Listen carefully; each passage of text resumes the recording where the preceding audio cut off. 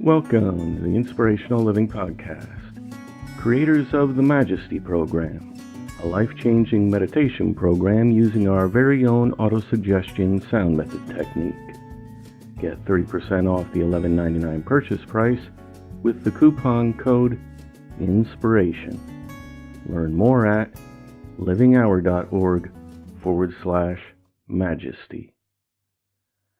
Today's podcast has been edited and adapted from Success Through Thought Habit by Benjamin Johnson, published in 1908.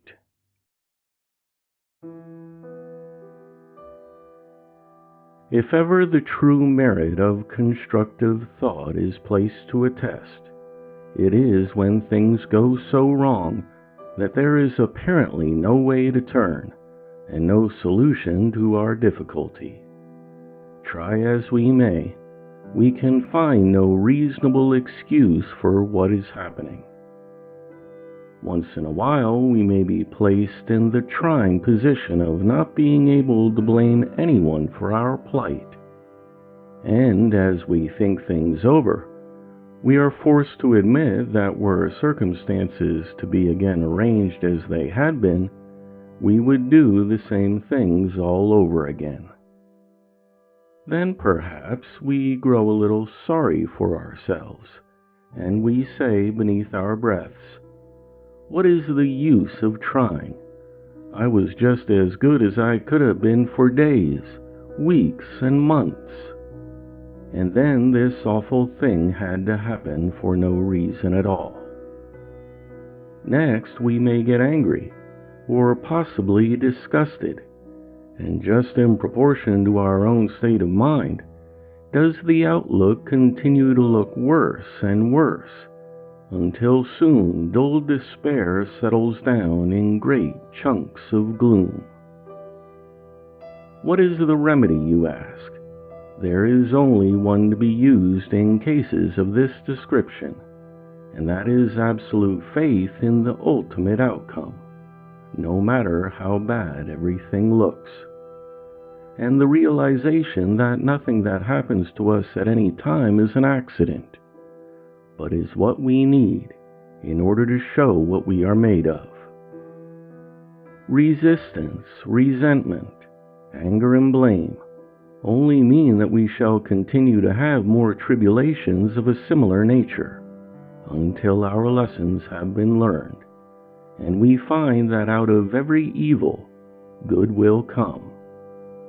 In the mental world as well as the physical, anyone who breaks a law is punished, not always in the way we may recognize, but just so surely the punishment comes.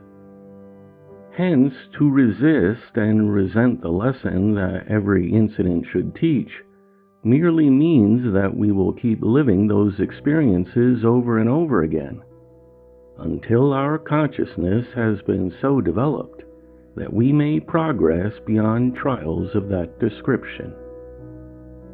One young woman who always arranged her day's work ahead of time told me that the very hardest lesson she had to learn was having her plans disrupted. She said that she used to get so angry when she was not allowed to accomplish things as she had planned that she would have a sick headache for days. Finally, one day, when things at work were just commencing to go the wrong way, according to her point of view, she caught sight of the following little phrase: "If you don't like the outlook, try the uplook."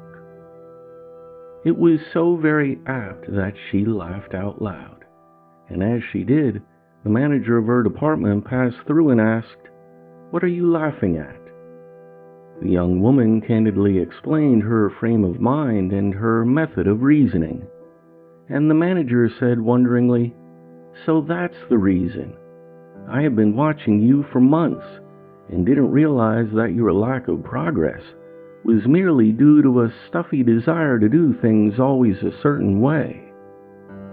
"Don't you realize," he explained, "that the truest test of efficiency is to be able to act in emergencies, and the only way we can ever act at such a time is to become accustomed to the doing of things we don't like, and at times that are very inconvenient to us. For example, look at the military. As a general rule, the privates have their planning done by the officers a little higher up, who in turn depend upon the lieutenants, and lieutenants on the captains, and so on until the generals are the ones ready for any emergency, who know how to act when things go wrong, instead of wondering what in the world they will do next. The young woman listened with interest and commenced to see her work in a different light. A few days afterwards, the manager approached her and said, "These thoughts have helped me. Use them and pass them on to someone else." He then handed her a slip of paper on which was written these words: "This problem has been presented to me to solve. If I ignore it or run away, it merely means I shall have it to face again on some future day. I know that I cannot escape any lesson of life. Hence I shall confidently put forth every effort, knowing that this very test is making me stronger and better and more capable of handling difficult situations. I am strong, fearless, and certain I shall succeed in my endeavors." That little slip of paper proved to be the one thing that she needed in learning how to adjust herself to emergencies. She did not succeed all at once, but slowly and surely she progressed until one day she was promoted to the head of her department. Then she became assistant manager, and today she is half owner. Another success that came in spite of obstacles, because of the right constructive thought, was told me the other day by a young widow. She was left absolutely destitute with 3 children to rear. She decided to learn a profession, and after mastering the details of her chosen work, she was sent to a small town to take a position for a few months. Nothing was as represented. Everyone was disagreeable, and losing her head completely, the young widow did her work poorly and blamed everyone for her unhappy plight.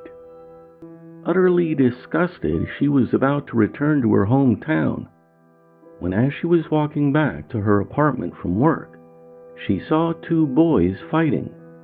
The smaller one lost badly, but struggling to his feet, he looked up and said tearfully, "I got the nerve all right, but my muscles ain't there yet.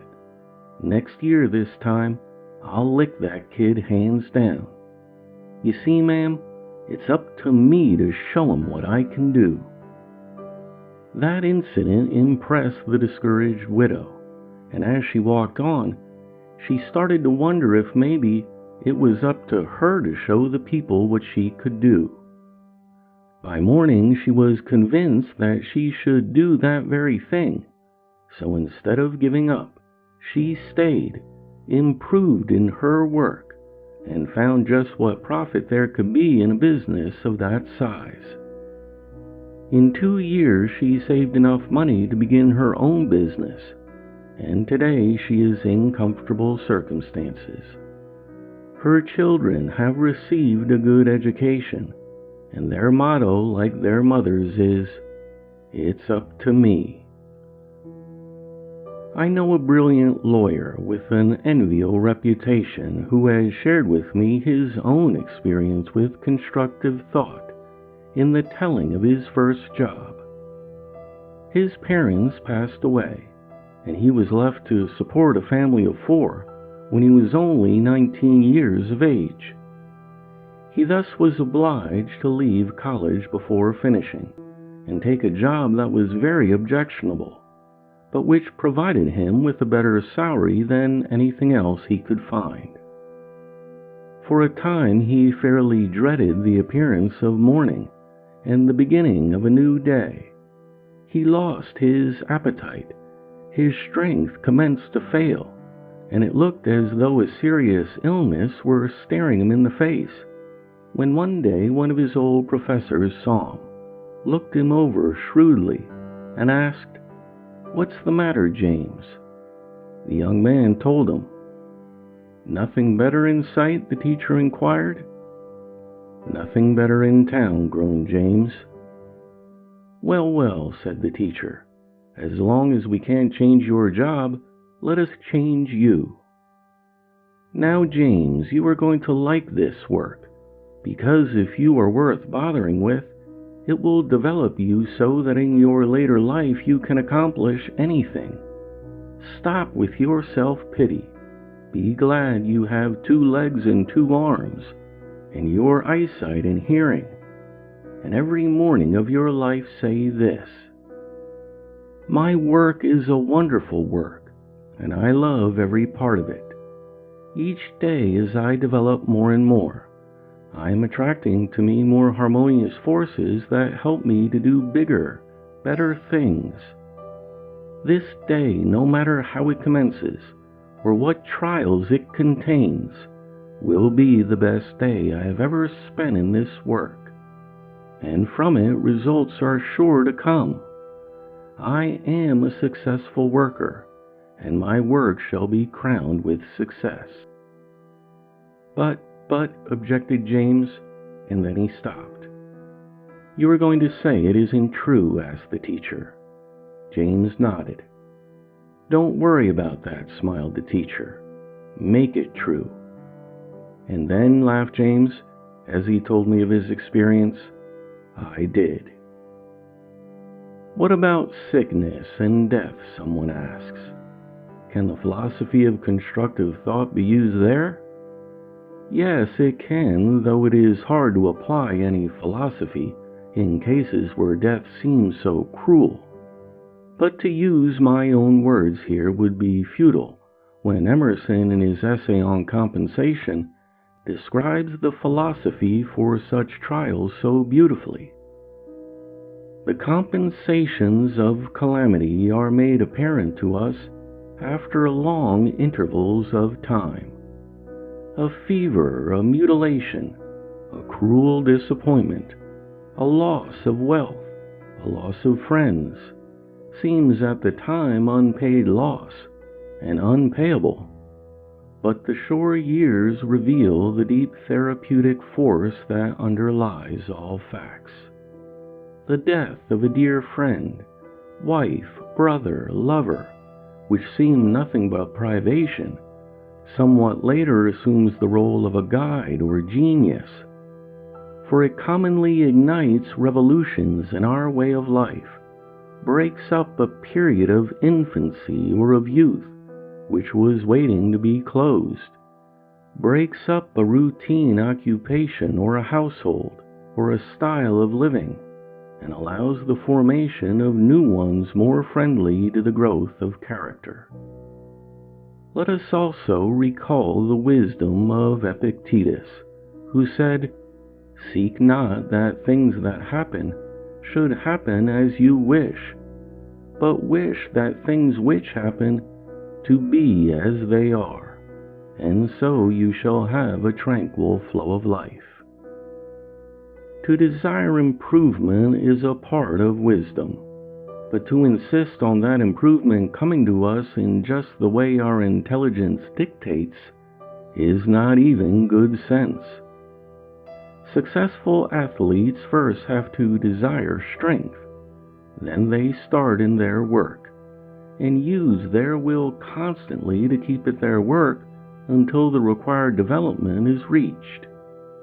This process is often called punishment by student athletes, for it means going without certain sorts of food, keeping regular hours, and working despite the aching and tired muscles.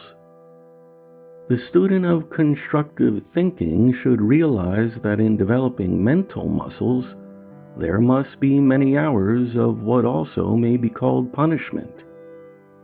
Time must be spent in getting over what seems like a disappointment, and constant effort made to find the good in everything, no matter how difficult the condition.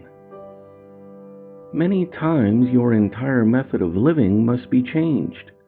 Often it means giving up a home or a sweetheart, or it may even mean losing a job or perhaps suffering a loss of money. But always the lesson is there. The reward will come if we can but have the strength to forge ahead with faith in the future and the knowledge that God's in heaven and all's well with the world.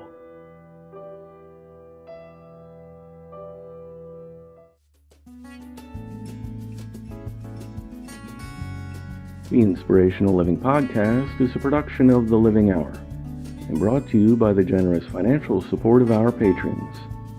Become our patron for as little as $3 a month to gain access to free transcripts and the series Our Sunday Talks, which features thought-provoking readings on spirituality and spiritual growth.